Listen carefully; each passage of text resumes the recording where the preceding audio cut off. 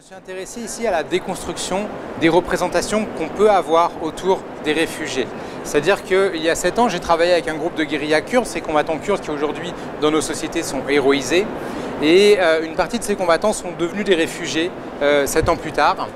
Et en fin de compte, les réfugiés aujourd'hui sont considérés par toute une partie de notre société occidentale comme des parasites. Et comment est-ce qu'on peut héroïser une personne et une fois qu'elle a franchi la mer, la considérer comme un parasite, un paria. J'ai invité ces combattants d'un groupe de guérilla kurdes à rejouer leur réalité dans des mises en scène inspirées de peinture classique.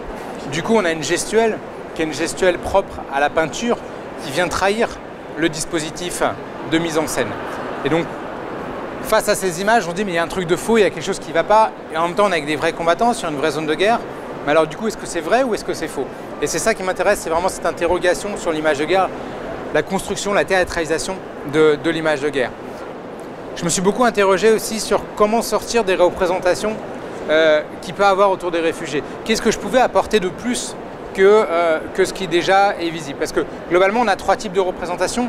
On a des représentations qui vont être basées sur l'événement, des représentations qui vont jouer sur la peur, des représentations où on voit souvent des gens dans le froid, avec une couverture, avec un petit enfant, etc., qui se veulent empathiques, mais qui, à mon sens, ont souvent tendance à faire du misérabilisme.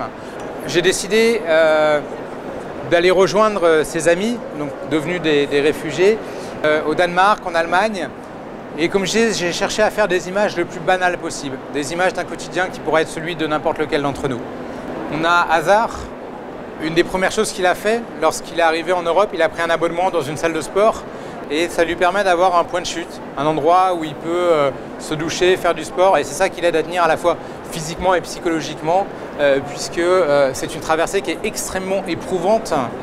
Et puis comme vous avez pu voir, toutes ces images bleues et blanches, en fin de compte, c'est un procédé qui est le procédé cyanotype, un procédé très ancien qui date du début du 19e siècle. C'est un des tout premiers procédés photographiques. Et en fait, dans ce projet, j'ai modifié la chimie de ce procédé de manière à ce que les images restent sensibles à la lumière du soleil. Et du coup, progressivement, au fil des jours, les images se mettent à disparaître pour laisser place à des monochromes bleus. Et ces monochromes bleus, c'est une double métaphore.